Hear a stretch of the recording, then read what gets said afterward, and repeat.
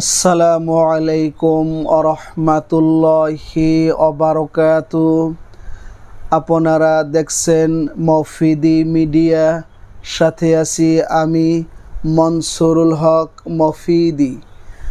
আজ আমরা সরাসরি পবিত্র কোরআন হাদিস রিসার্চ করে গবেষণা করে সুন্দর একটি তদবির, সুন্দর একটি আমল শিখে নিব, একটি নকশা সম্পর্কে জেনে নিব। সেটি হচ্ছে স্বামী স্ত্রী বশীকরণ তাবিজ নকশা সম্পর্কে আমরা জেনে নিব, ঠিক আছে। অর্থাৎ এই আমলটি স্বামী তার স্ত্রীর জন্য করতে পারবেন, স্ত্রী তার স্বামীর জন্য করতে পারবেন। করলে তাদের মধ্যে মিল, মহব্বত, আন্তরিকতা, ভালোবাসা সারা জীবনের জন্য পয়দা হয়ে যাবে, তৈরি হয়ে যাবে ইনশাআল্লাহ। তো আমি সুন্দর করে আপনাদেরকে বুঝিয়ে বলে দিচ্ছি কীভাবে আমল করতে হবে।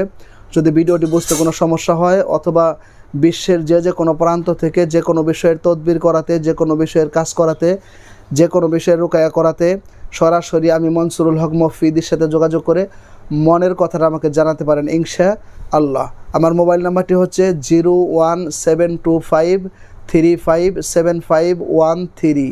এর সাথে ইমো হোয়াটসঅ্যাপ দুইটাই যুক্ত করা আছে।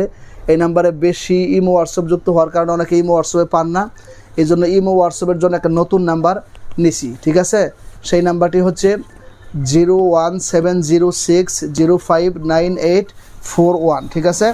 এটার মধ্যে ইমো, হোয়াটসঅ্যাপ সবই আছে, আপনি পেয়ে যাবেন। তো এটি কীভাবে আমল করতে হয় এটি আমি আপনাদেরকে এখন সুন্দর করে বুঝিয়ে বলে দিচ্ছি। অনেক দিনই ভাই বোনেরা এরকম আছেন যে স্বামী তার স্ত্রীকে দেখতে পারে না, ভালোবাসে না, মহব্বত করে না, 2-3 সন্তান রেখে পরকীয়ার ফাঁদে ফের অন্যদিকে চলে গেছে, কিংবা স্ত্রী তার সাথে ঘর সংসার করতে চায় না, থাকতে চায় না। অথচ আগে মিল, মহব্বত, ভালোবাসা অনেক গুণ বেশি ছিল, কিন্তু এখন সমস্যা তৈরি হয়ে গেছে, ঠিক আছে। তো সেই জন্য এই আমলটি খুবই কার্যকারী। এটি হচ্ছে একটি নকশা, আপনারা স্ক্রিনের মধ্যে দেখতে পাবেন। একটি নকশা আপনারা স্ক্রিনের মধ্যে দেখতে পাবেন, ঠিক আছে।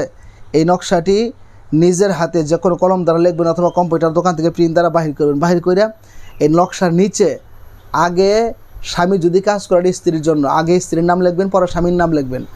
আর যদি আপনি কোনো স্ত্রী যদি স্বামীর জন্য করে, আগে স্বামীর নাম পরে স্ত্রীর নাম।